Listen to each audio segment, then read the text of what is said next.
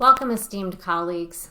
In this module, we will examine what it means to utilize your instructor expertise as it relates to the instructional quality review process and provide some examples to get you started.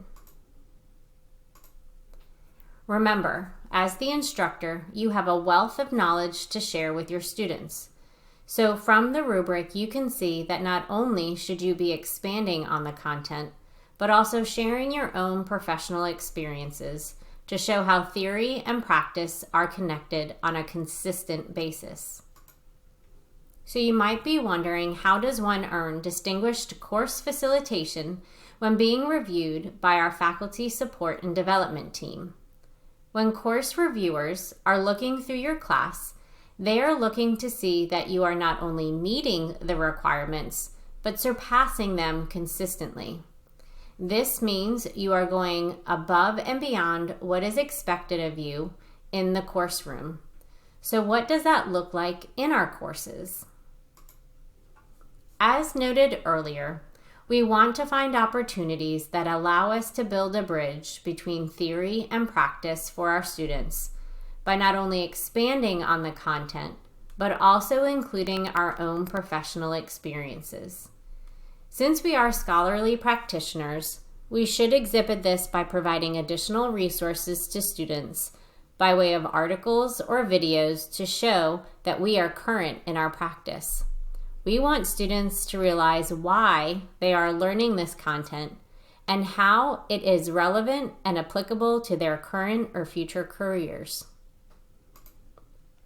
There are many places where you can infuse your instructor expertise, and one area is the announcements. This is where you have a great opportunity to share additional insights, resources, and your professional experiences to further enhance student learning. This can easily be done by sharing a relevant video or article to support the learning outcomes for each week. And now with Canvas, students can respond to your announcements. So why not try to instigate a conversation there? You and students are certainly not limited to the discussion thread for content-related discussions. Here is another example of how we can model for students our own scholarly activity by sharing articles that support the learning outcomes. In this particular discussion post, the instructor makes reference to a specific article as a way to build a bridge between content and the student's response. By modeling this practice, students will hopefully be encouraged to share their own resources that will contribute to student learning.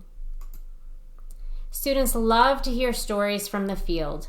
It's a great way to show students that the content they are learning will actually be applicable to their classroom practice, making learning more meaningful. In this particular response, the instructor is showing how she used student choice in her classroom practice.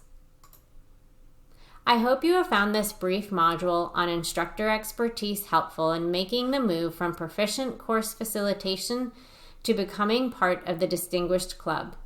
You may be doing many of these things already in your classroom, but the one thing to remember is that you are consistently sharing your instructor expertise throughout the course.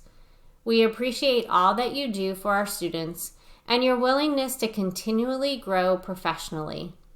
Please be sure to refer to the module section of COE 101 for additional exemplars of distinguished instructor expertise. Thank you for listening. You may now move on to the instructor expertise assessment.